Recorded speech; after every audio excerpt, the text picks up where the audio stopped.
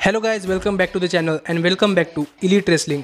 तो guys finally इस week का रैम्पेज शो हो चुका है खत्म और इस वीक के रैम्पेज शो पर कुछ ऐसी सरप्राइजिंग चीजें हुई है जिसके बारे में हमने कभी सोचा भी नहीं था। इसीलिए इस वीक के रैम्पेज शो पर क्या क्या हुआ और हमें शो पर कौन कौन सी देखने को मिली है, ये सब बातें जानने के लिए ये वीडियो एकदम आखिर तक जरूर देखना। और ऐसे ही AEW से रिलेटेड हर एक न्यूज, रूमर और अपडेट और AEW के हर एक शो का रिव्यू पाने के लिए हमारे चैनल को सब्सक्राइब करना मत भूलना। पर अब ज्यादा देर न लगाते हुए चलिए ये वीडियो शुरू करते हैं और करते हैं इस वीक हुए रैम्पेज शो का रिव्यू और जानते हैं कि इस वीक के रैम्पेज शो पर क्या हुआ। तो गाइस, इस वीक के रैम्पेज शो की शुरुआत क्रिस जेरिको ने की और यहाँ पर आकर क्रिस जेरिको मैट सैडल खिलाफ अपना एक 1-on-1 मैच दे रहे थे, जहाँ पर जेरिको के इस मैच के लिए डॉन कैलिस भी कॉमेडी टीम पर बैठे थे। लेकिन गाइस, जहाँ तक बात है इस मैच की, तो गाइस क्रिस जेरिको की कंट्रोवर्सी के बाद पहली बार जब क्रिस जेरिको इस मैच के अंदर कम्पीट कर रहे थे तो यहाँ पर देखने के लिए काफी मजा आया, क्योंकि जेरिको को किसी भी तरीके का कोई नेगेटिव रिएक्शन नहीं मिल रहा था और यहाँ पर पूरे के पूरे फैंस जेरिको को चीयर कर रहे थे और फुल सपोर्ट दिखा रहे थे। पर फिर भी मैट सैडल इस मैच के अंदर बने रहे और सैडल ने इस मैच के अंदर काफी हद तक डोमिनेट किया और जेरिको पर अपने ऐसे हाई फ्लाइंग मूव्स लगाए जो देखकर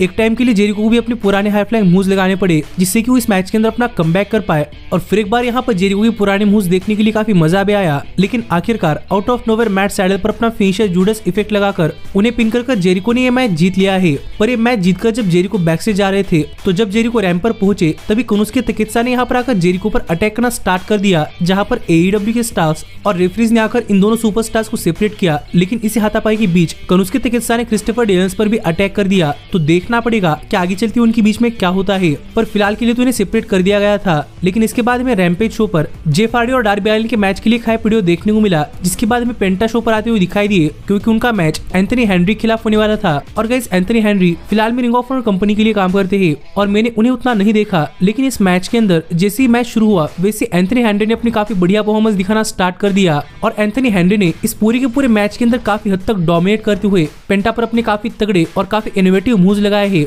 जो मूव्स देखकर सच में मैं एंथनी हेनरी से काफी इंप्रेस हुआ हूँ। और मुझे लगता है कि एंथनी हेनरी AEW के रोस्टर के लिए ग्रेट एडिशन बन सकते हैं। पर काफी देर तक मार खाने के बाद आउट ऑफ नोवेयर पेंटा ने इस मैच के अंदर अपना कमबैक कर लिया और एंथनी हेनरी पर सिंपली दो मूव्स यानी कि बाइल थ्रो और अपना फिनिशर यानी कि पैकेज पाइल ड्राइवर लगाकर उन्हें पिन कर पेंटा ने यह मैच जीत लिया है। तो अब देखना पड़ेगा कि फ्यूचर में पेंटा के साथ क्या होता है। लेकिन इसके बाद हमने देखा कि रेने पैकेट बैकस्टेज में कोई इंटरव्यू लेने वाली थी, पर इतने में यहाँ पर रूबी सो और सरिया बहस करती हुई आई, जहाँ पर सरिया का कहना था कि रूबी सो किसी भी बात को लेकर काफी बड़ा इशू क्रिएट कर रही है। लेकिन इतने में ही रूबी सो ने यहाँ पर हार्ली कैमरन को पकड़ा और उनसे पूछा कि अगर उन्हें किसी के पीछे ही जाना था तो वो एंजेलो पार्कर के पीछे क्यों गई, जहाँ मुझे लग रहा था कि प्रोबेबली यहाँ पर हार्ली कैमरन सरिया का सीक्रेट रिवील कर सकती है। पर पीछे सरिया को देखकर सरप्राइजिंगली यहाँ पर हार्ली कैमरन ने एना जे का नाम लिया और रूबी सो से कहा कि एना जे ने उन्हें कहा था कि वो एंजेलो पार्कर के पीछे जाए, जिससे कि रूबी सो एंजेलो पार्कर के पीछे ना आए। जो सुनकर यहाँ पर रूबी सो को लग रहा था कि ये सब प्लान एना जे का है और इसीलिए गुस्से में रूबी सो चली गई और हार्ली कैमरन भी गई। पर यहाँ पर रेने पैकेट जिस अंदाज में सरिया की तरफ देख रही थी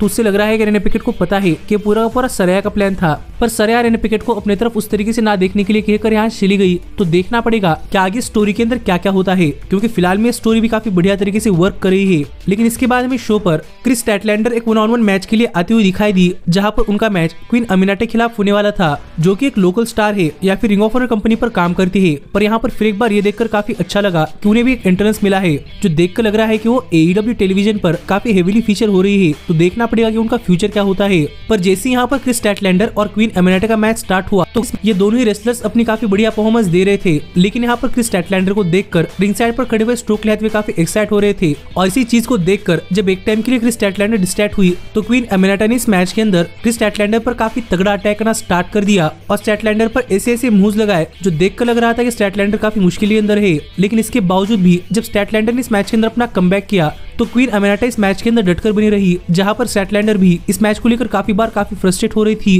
पर यहीं पर आउट ऑफ नोवेयर क्वीन अमीनाटा पर अपना फिनिशर फैल्कन एरो लगाकर उन्हें पिन कर क्रिस स्टैटलैंडर ने मैच जीत लिया है। और ये मैच जीतने के बाद स्ट्रोकले हैथवे ने भी क्रिस स्टैटलैंडर के साथ उनकी जीत सेलिब्रेट की, जो देखकर यहाँ पर लग रहा है कि क्रिस स्टैटलैंडर उतनी कंफर्टेबल नहीं है। तो देखना पड़ेगा कि आगे चलती उनके बीच में क्या होता है। लेकिन इसके बाद हमने शो पर देखा कि हमें जे लिथल, सतनाम सिंह और संजय दत्त का एक बैकस्टेज सेगमेंट देखने को मिला, जहाँ पर संजय दत्त ने जे लिथल को जेफ जेड के साथ साथ एक मीटिंग करने के लिए बुलाया था, लेकिन अब तक यहाँ पर जेफ जेरेट नहीं आए थे। जो देखकर यहाँ पर बात करते हुए जे लीथल ने कहा कि अच्छा हुआ यहाँ पर जेफ जेरेट नहीं आए, क्योंकि वैसे भी उन्हें देखकर जे लीथल काफी गुस्सा हो रहे हैं और जे लीथल को लगता है कि उन्हें किसी ग्रुप के अंदर नहीं आना चाहिए था। वो सिंगल स्टार ही काफी बढ़िया थे जो बातें जे लीथल कर रहे थे। पर यहीं पर जे लीथल की फ्रस्ट्रेशन देखकर संजय दत्त ने बात करते हुए जे लीथल से कहा कि अगर जे लीथल को किसी से प्रॉब्लम है तो फिर संजय दत्त उन्हें अपने ग्रुप में से निकाल देंगे। अगर जे लीथल चाहते हैं कि जेफ जेरेट की वाइफ उनके साथ ना आए तो यहाँ पर वो जेफ जेरेट की वाइफ को अपने ग्रुप में से निकाल देंगे। जो बातें संजय दत्त ने कही, पर सतनाम सिंह ने उन्हें अपने ग्रुप में से निकालने के लिए ना कहा। जो देखकर यहाँ पर सतनाम सिंह और संजय दत्त के बीच में बहस हो रही थी और ये देखकर फिर एक बार जे लीथल यहाँ से चले गए। तो देखना पड़ेगा कि क्या जे लीथल अपना ग्रुप छोड़कर जाते या नहीं। पर इसके बारे में रैम्पेज शो पर देखा कि रैम्पेज के बैक साइड में क्रिस स्टैटलैंडर का इंटरव्यू ले रही थी और उनके साथ स्टोकली हैथवे भी थे। पर क्रिस स्टैटलैंडर का इंटरव्यू चलने के दौरान ही यहाँ पर विलियम नाइटिंगेल आई और यहाँ पर क्रिस स्टैटलैंडर से बात करते हुए उन्होंने कहा कि उनके मैच के लिए आना चाहती थी और उनके ट्रैवल के साथ कोई प्रॉब्लम हुई, इसलिए उन्हें AEW के शोज पर आने के लिए काफी लेट हुआ है, क्योंकि पता नहीं उनकी फ्लाइट कैंसिल हो गई थी। और यहीं पर बात करते हुए स्टोकली हैथवे ने विलियम नाइटिंगेल से पूछा कि क्या उनकी फ्लाइट इसलिए कैंसिल हुई थी क्योंकि बाहर कोई बैड वेदर चल रहा था। लेकिन यहीं पर बात करते हुए विलियम नाइटिंगेल ने कहा कि उनकी फ्लाइट इसलिए कैंसिल नहीं हुई क्योंकि बाहर कोई बैड वेदर चल रहा था, बल्कि इसलिए कैंसिल हुई है क्योंकि किसी ने उनकी टिकट कैंसिल कर दी थी। और ये देखकर गुस्से में विलियम नाइटिंगेल स्टोकली हैथवे की तरफ देख रही थी, यानी कि हम समझ सकते हैं कि वो यहाँ पर स्टोकली हैथवे को ब्लेम कर रही है। लेकिन यहाँ पर स्टोकली हैथवे को ब्लेम करने के बजाय सरप्राइजिंगली क्रिस स्टैटलैंडर ने यह कहा कि इसके बारे में वो आगे चलते हुए बात करेंगे और ढूंढेंगे कि किसने उनकी फ्लाइट कैंसिल की है। और एक कहकर क्रिस स्टैटलैंडर यहाँ चली गई। जो देखकर विलियम नाइटिंगेल को लग रहा है कि क्रिस स्टैटलैंडर अब भी स्टोकली हैथवे पर ट्रस्ट कर रही है और देखकर वो काफी गुस्सा थी। तो देखना पड़ेगा कि आगे चलते हुए स्टोरी के अंदर क्या क्या होता है, क्योंकि ये स्टोरी भी काफी इंटरेस्टिंग बन रही है। पर इस सब के बाद फाइनली यहाँ पर टाइम हो चुका था रैम्पेज शो के मेन इवेंट का, जहाँ पर मैं रैम्पेज शो के मेन इवेंट के अंदर जेफ हार्डी एक 1-on-1 मैच में डार्बी एलन को फेस करते हुए दिखाई दे रहे थे। और गाइस मुझे लग रहा था कि प्रोबेबली ये मैच एक काफी शानदार मैच साबित हो सकता है, जहाँ पर दोनों ही एक दूसरे को अप्रिशिएट करेंगे। पर सरप्राइजिंगली जैसे ही मैच शुरू हुआ वैसे ही जेफ हार्डी ने डार्बी एलन पर एक स्लैप लगा दी, जो देखकर डार्बी एलन काफी गुस्सा हो गए और उन्होंने डायरेक्टली जेफ हार्डी पर अटैक करना स्टार्ट कर दिया।